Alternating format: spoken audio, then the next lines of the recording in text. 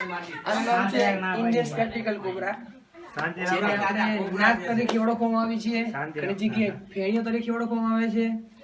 ઘણા પ્રકારના વેરિએશન આવે છે, બ્લેક, બ્રાઉન, અને આપણે બે પ્રકારના કોબરા જોવા મળે છે, એક કોમન અને સ્પેક્ટિકલ. જેમાં સ્પેક્ટિકલ છે, સ્પેક્ટિકલની ઓળખાણ એવી થાય છે કે અંદર સ્પેક્ટિકલ હોય છે. સ્પેક્ટિકલ એટલે આપણે જે ત્રિશુલ જેવો ભાગ કહીએ છીએ એને સ્પેક્ટિકલ કહેવામાં આવે છે. અત્યારે ખૂબ જ એગ્રેસિવ મૂડમાં છે અને એવું જતાવવા માંગે છે કે મારાથી દૂર રહો, કારણ કે જે ફેણ ચડાવી બેઠી છે એની ડરાવતા અને એની આક્રમકતા દેખાડે છે એ ફેણીની. અને કન્ટિન્યુ જે શ્વાસ લે છે એનો અવાજ આપણને આવે છે, જેને આપણે ફૂફાડ તરીકે ઓળખવામાં આવે છે. અને મેક્સિમમ લંબાઈ 7.5 ફૂટ સુધી થઈ શકે છે અને ગુજરાતમાં દરેક જગ્યાએ જોવા મળે છે. અને આના ખોરાકમાં મુખ્યત્વે ઉંદર, પક્ષી અને બીજા જીવજંતુ હોય છે.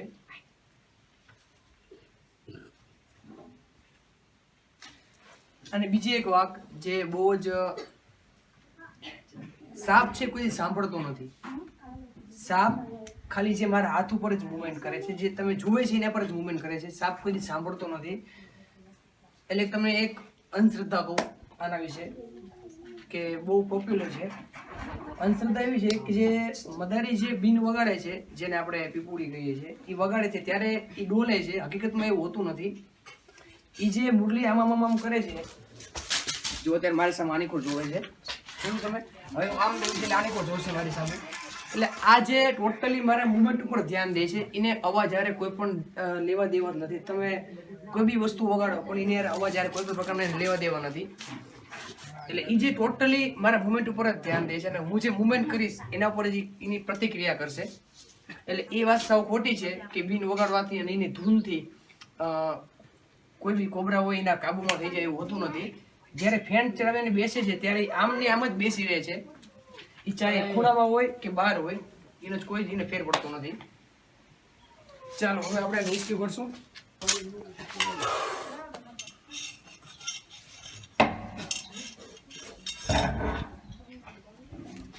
થઈ ગયા.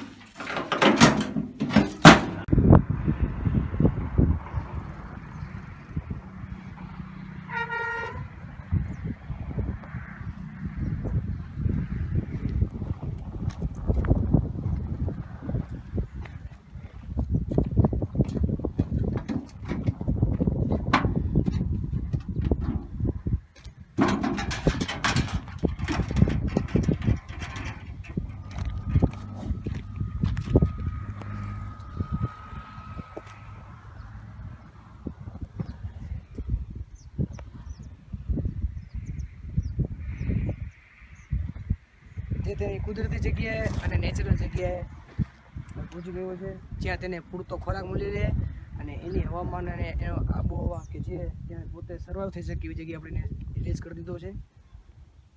જોતા રહો ત્યાં સુધી મારી ચેનલ 10 ને 1 વધી. બીજી વખત નેક્સ્ટ ટાઈમ હજુ એક આવી અંધશ્રદ્ધા સાથે અને એના નિકાલ સાથે ફરી એક વખત મળશું. ત્યાં સુધી જોતા રહો મારી ચેનલ 10 ને 1.